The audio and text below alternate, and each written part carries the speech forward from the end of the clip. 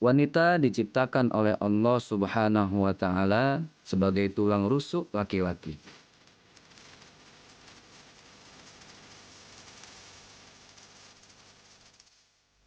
Bahkan, wanita yang solehah mendapatkan tempat yang indah sebagai bidadari surga.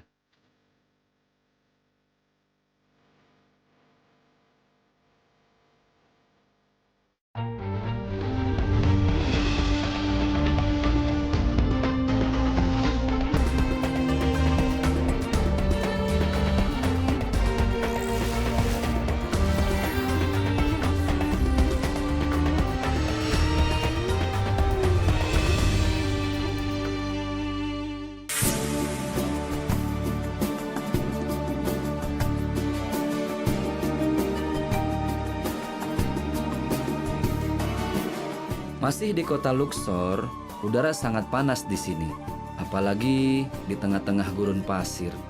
Tapi puasa harus tetap jalan dong, insya Allah.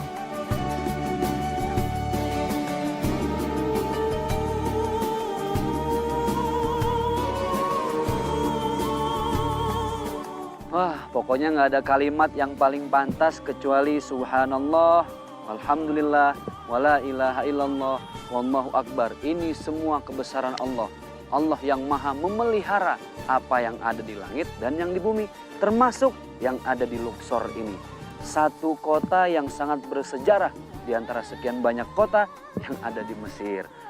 Ini hari terakhir saya di Luxor, dan hari terakhir ini nggak sia-sia. Kita ada di tengah-tengah perbukitan bebatuan. Kalau di Indonesia biasanya warnanya hijau, di sini serba batu, jadi kering kerontang nih. Nah, maka dari itu, karena ini hari terakhir di Luxor, tempat berikutnya apa ya? Kayaknya kita akan langsung terbang ke satu tempat yang namanya Sharm El Sheikh. Orang Mesir bilang Sharm El Sheikh. Wah, itu nggak kalah menarik pokoknya di sana. Baik, tapi sebelum kita ke Sharm El Sheikh, kita akan ke satu tempat terlebih dahulu. Satu situs yang juga tidak kalah bersejarah yang disebut dengan Hatshepsut. Seperti apa ya? Saya juga penasaran nih. Kita lihat aja deh.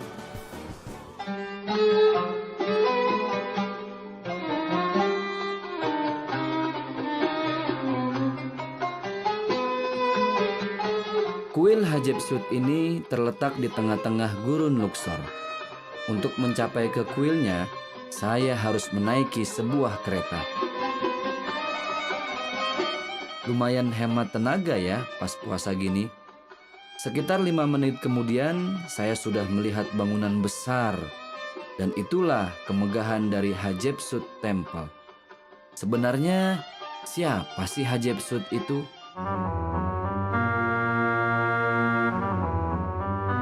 Hatshepsut adalah seorang ratu yang memerintah Mesir dari tahun 1479 sampai 1458 sebelum Masehi.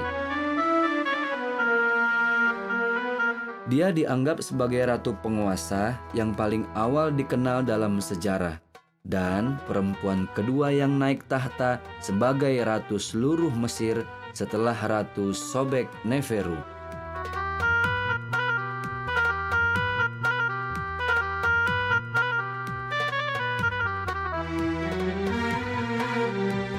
Ratu Hatshepsut adalah anak dari Raja Thutmose I, dan dia juga menikahi saudara kandungnya, Thutmose II. Kenapa? Karena Ratu Hatshepsut tidak ingin kekuasaan ayahnya jatuh di tangan orang lain.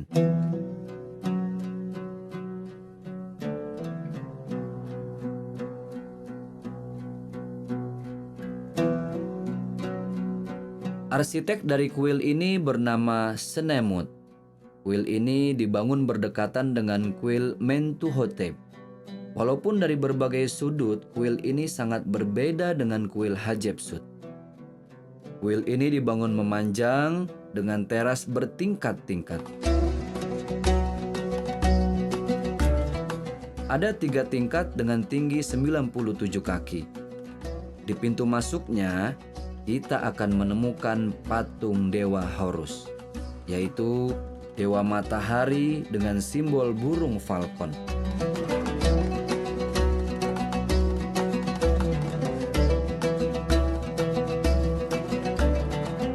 Untuk menuju ke teras pertama, saya harus menaiki sekitar 50 anak tangga. Wah, benar-benar butuh perjuangan nih.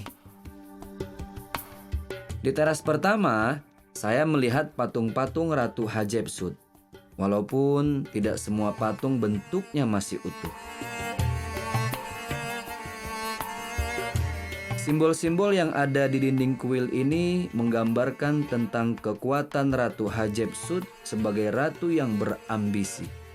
Di sini juga digambarkan tentang ekspedisi ke Land of Punj, sebuah daerah yang indah di pesisir Laut Merah.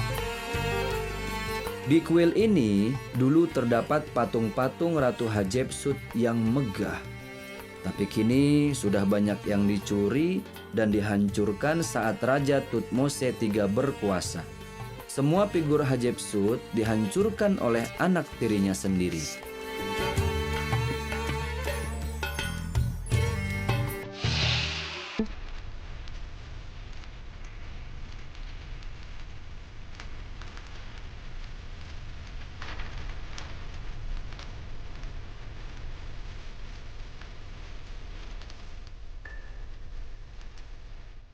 Di teras paling atas, saya melihat tempat persembahan untuk Ratu Hatshepsut.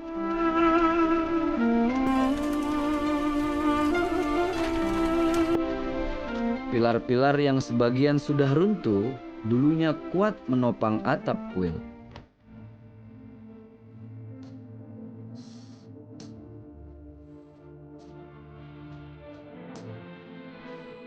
Kuil Hatshepsut ini dibangun bukan hanya untuk memperlihatkan kekuasaan Ratu Hatshepsut, tetapi juga sebagai tempat untuk berdoa untuk kehidupan Ratu Hatshepsut setelah ia meninggal. Dulu, Ratu Hatshepsut adalah ratu yang sangat berambisi dan sangat kaya. Makanya, dia membangun beberapa kuil di Mesir. Tapi di kuil inilah dia membangun kuil termegahnya.